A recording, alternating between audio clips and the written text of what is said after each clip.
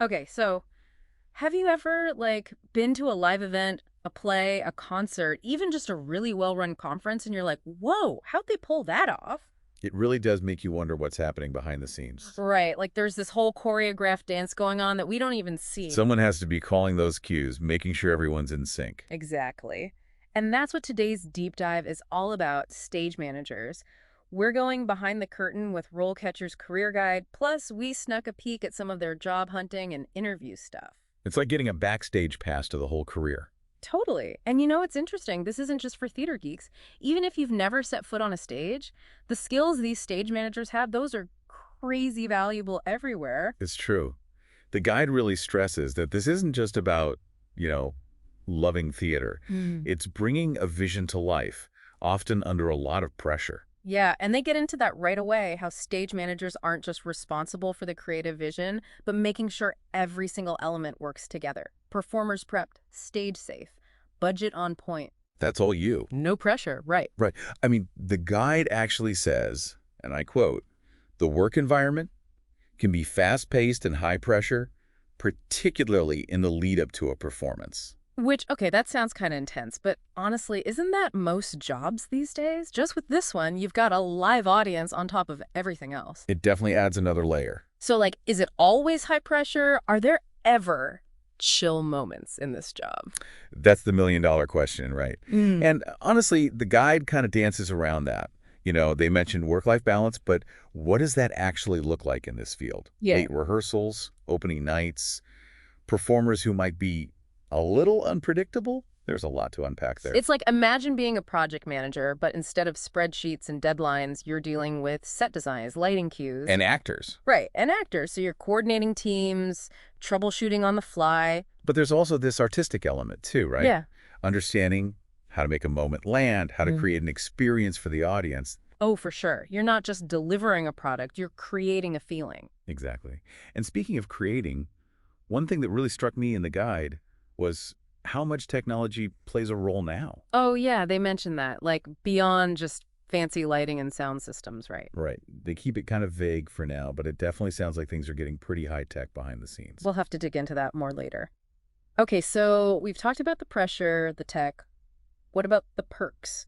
Or, lack thereof. I mean, the guide mentions flexibility, creative opportunities, but also long hours, high stress.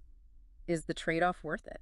That's such a personal question. It's definitely not all glamour and opening night parties.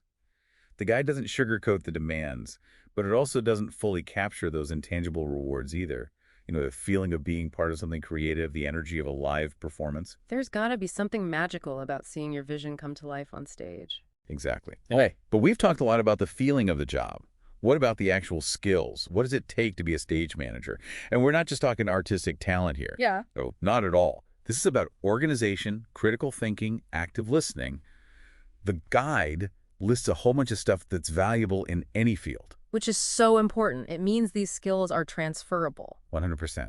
And I thought this was fascinating. The guide says 79% of stage managers need communications and media knowledge. Now, that is interesting. What does that even mean for a stage manager? Are they running the show's Instagram, live streaming the performance? It's not super clear, but it definitely highlights how those skills are becoming essential in this field. It really makes you realize this isn't your grandma's theater anymore, you know? Right. Okay, so let's shift gears a bit and talk about the career path itself. Now, the guide doesn't mention specific salaries, which, let's be real, is a big question for anyone considering this. Makes sense, though. Yeah. It probably varies a lot depending on your experience, where you're working, the type of production. Yeah, good Yeah. point. Okay, so no clear-cut salary ladder here. But the guide does break down the different career stages, which can give us some clues. They talk about starting at an entry level, then moving up to a junior, and eventually a senior stage manager position. So let's start at the very beginning. You're fresh out of college. Maybe you've got a theater degree. Maybe you just love the organized chaos of it all. And you land your first gig as an assistant stage manager. What's that like? Well, according to the guide, even at that early stage, you need a deep understanding of all the technical aspects. Like they specifically mention understanding the characteristics of the stage. Characteristics of the stage. Okay, that's way more specific than I was picturing. I was thinking knowing when to yell curtain. There's definitely more to it than that. Even as an assistant, You're learning the ropes, helping with rehearsals, managing props. And probably fetching a lot of coffee. Prob Okay, but then you move up to junior stage manager, right? More responsibility, but also, and I thought this was interesting, the guide mentions mentoring. So you're not just managing tasks, you're managing people. which is huge. Those leadership skills are essential at any level in any field. It shows that this career path isn't just about individual talent, it's about teamwork and collaboration, Yeah, you're not just calling the cues, you're guiding the next generation of stage managers. passing on the knowledge. Well, that's pretty cool. Okay, but then you get to the peak senior stage manager. This is where things get really interesting. This is the big leagues. The guide talks about leading teams, bringing artistic visions to life, and tackling what they call complex needs. Complex needs. Ooh, that's intriguing.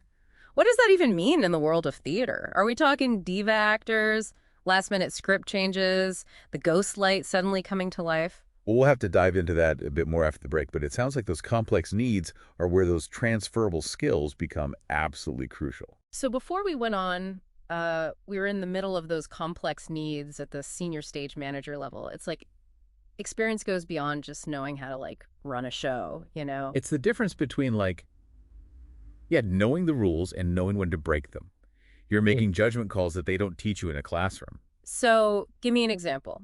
The lead actor loses their voice opening night, the set falls apart, the funding disappears all at once. Well, it could be that dramatic, sure. But it might also be more about things like navigating creative differences, like Yeah. between a director and a playwright.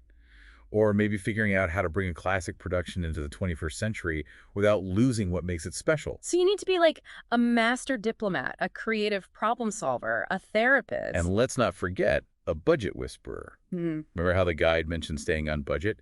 Well, imagine that on a massive scale. I'm betting those complex needs involve a whole lot of spreadsheets. Okay, wow. So we're talking about some serious real-world skills here, not just the artistic stuff. Exactly.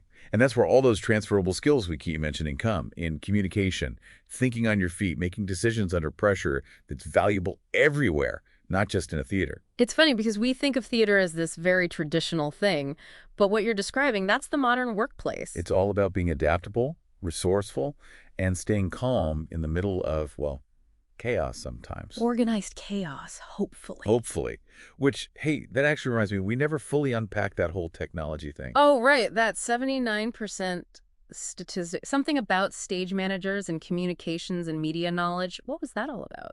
Honestly, the guide wasn't super clear on the specifics, but you got to think, the world of entertainment is changing fast. Yeah. Right? So you've got live streaming, digital displays, social media, all that's becoming standard in theater now. Which means a stage manager might be working with like videographers, lighting designers, running crazy software, social media teams. Exactly. They could be incorporating digital stuff right into the show, making sure it works for an online audience too.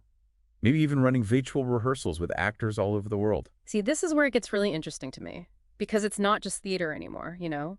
It's blurring the lines between art and tech and events in a way that's honestly pretty exciting. And it could open up a ton of new career paths. Yeah. Think about things like those immersive experiences that are everywhere now, escape rooms, even big corporate events. It's like all those stage manager skills, but with a serious tech upgrade. Because if you can handle the chaos of a live theater production with all its moving parts, just imagine what you could do in those newer, more experimental fields. Right. It might not be a direct transition, but those core skills, communication, being able to adapt, resourcefulness, that translates to any field where you're trying to create something impactful. So someone listening right now could be like, wait, maybe I could use my love of theater to like design escape rooms. And the answer is maybe.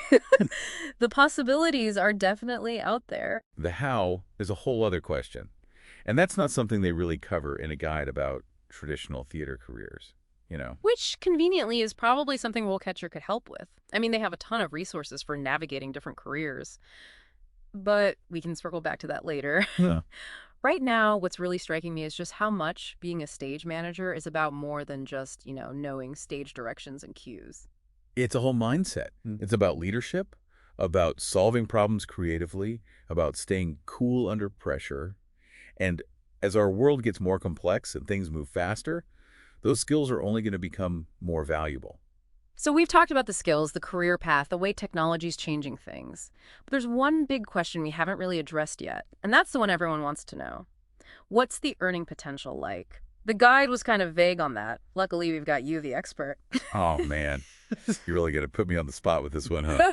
All right, well, let's just say it's complicated. It feels like the guide tiptoed around the salary stuff, which I get it, it's important, but also not like a one-size-fits-all answer, right?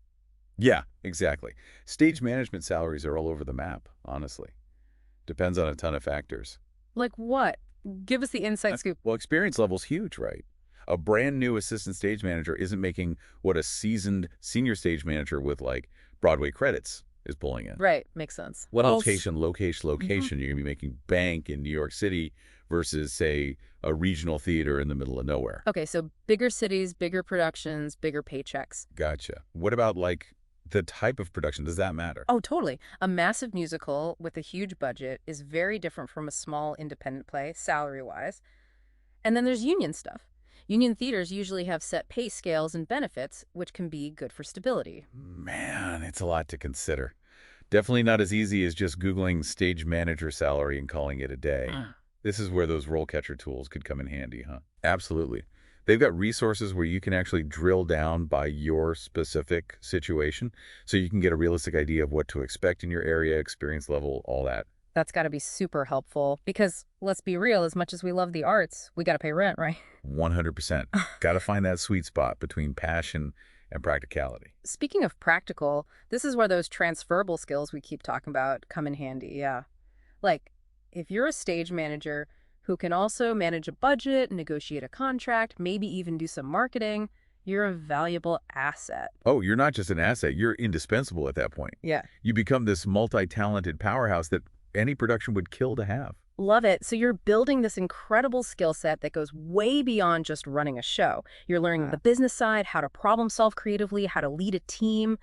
That's huge. And those are skills that translate to any industry. That's the beauty of it. So even if you never end up like literally calling the cues for a Broadway show, there's so much we can all learn from this world of stage management. Absolutely.